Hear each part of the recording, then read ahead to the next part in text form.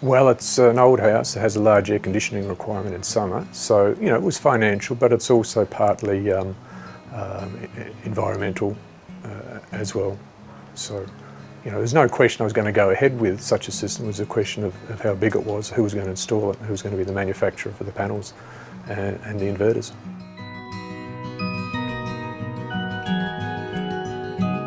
Because we've got a large steep roof here, it's like a 35-degree angle, and I particularly wanted landscape orientation rather than portrait.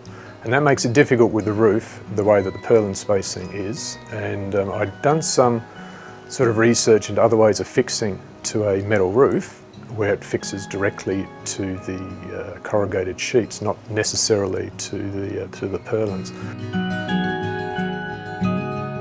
They did an excellent job. They were very, very careful on the roof when they came.